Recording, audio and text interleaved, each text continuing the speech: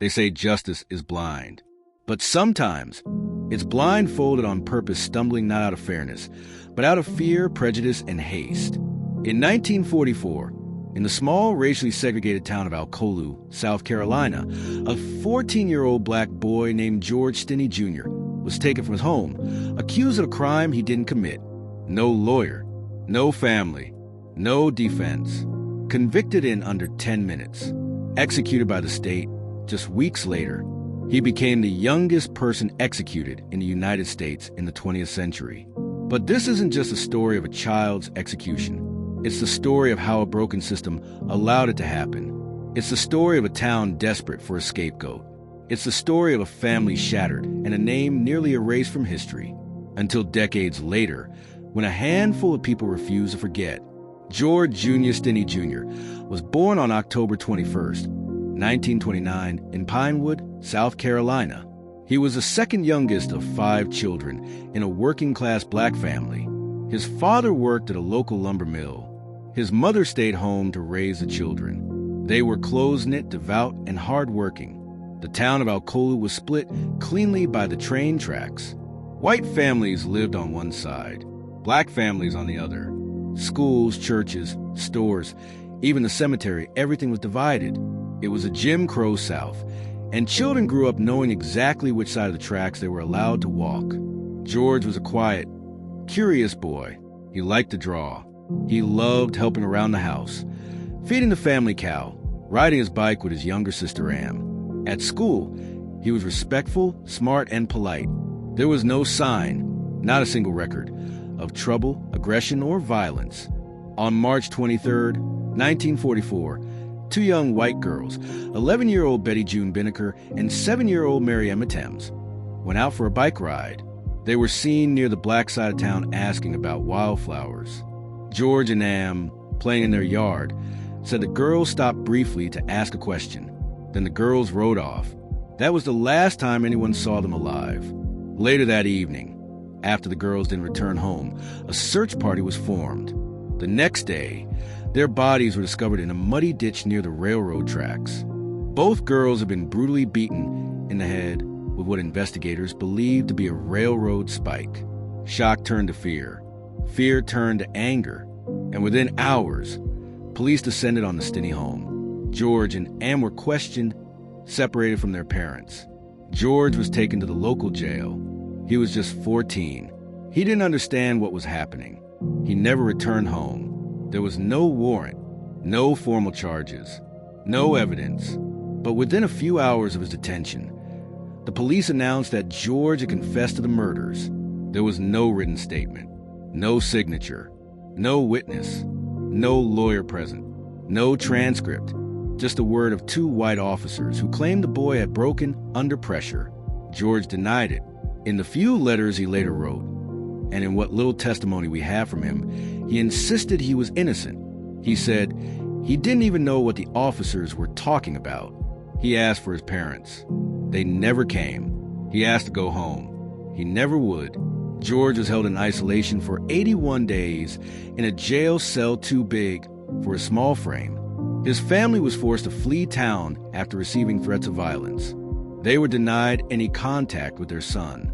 The small black community in Alcolu was paralyzed by fear. Everyone knew what could happen to a young black boy accused of harming white children in 1940 South Carolina.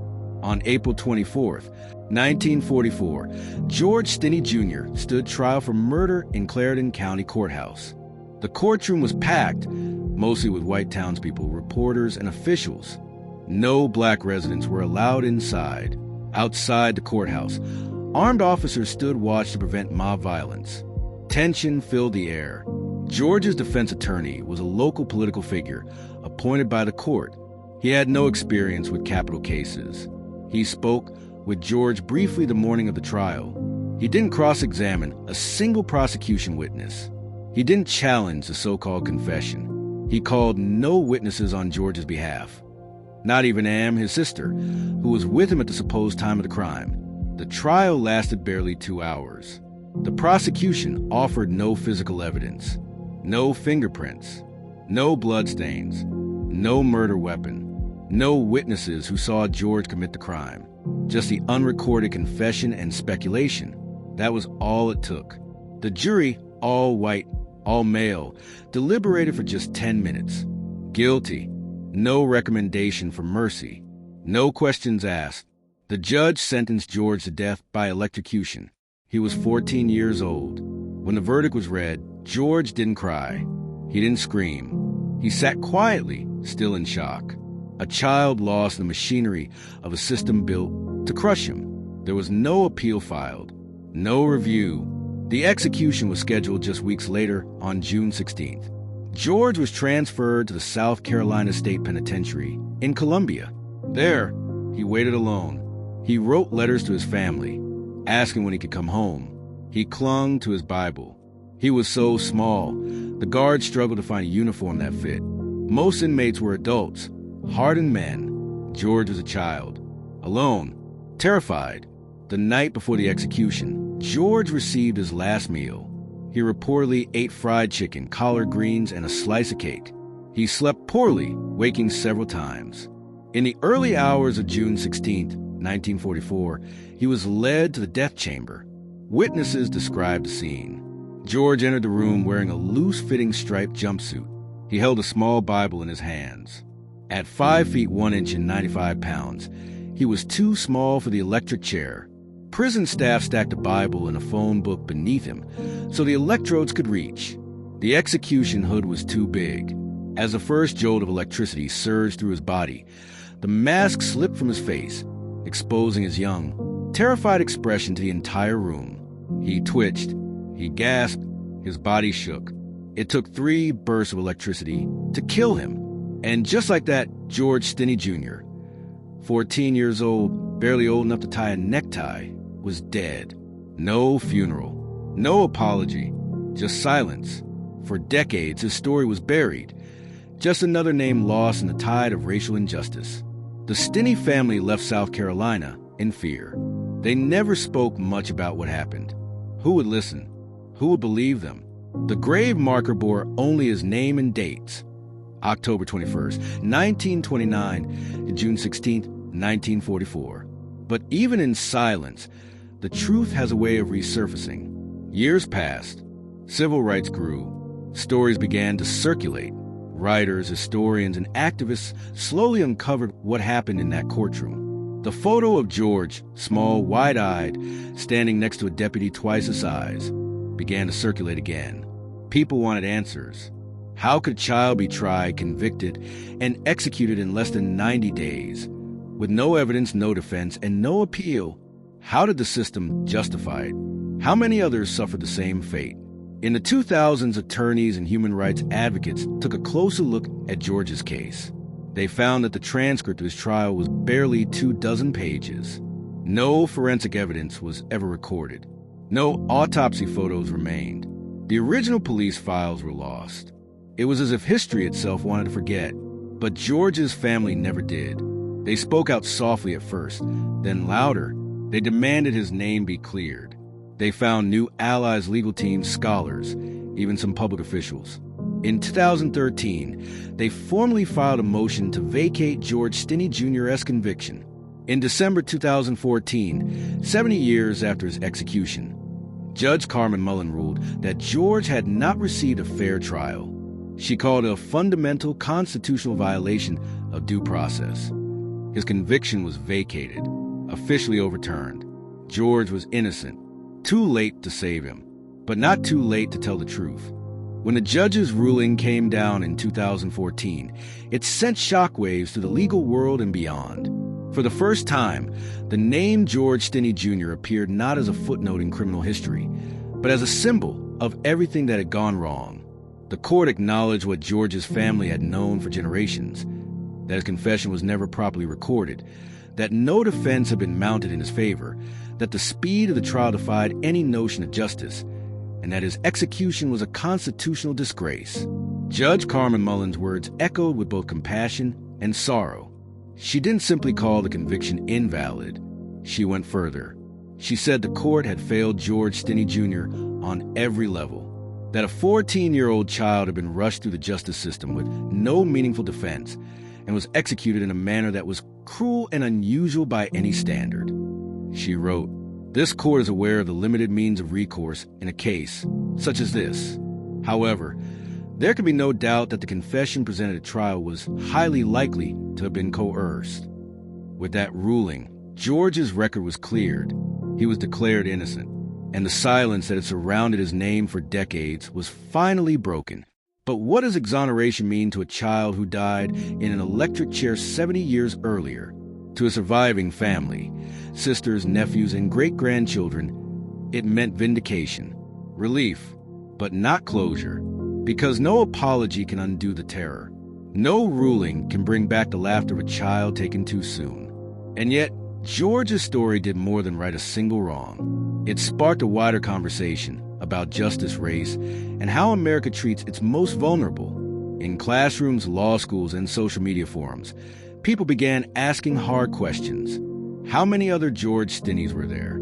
How many poor black and brown children have been lost to systems that saw them as threats instead of kids? How many trials were rushed? How many confessions coerced?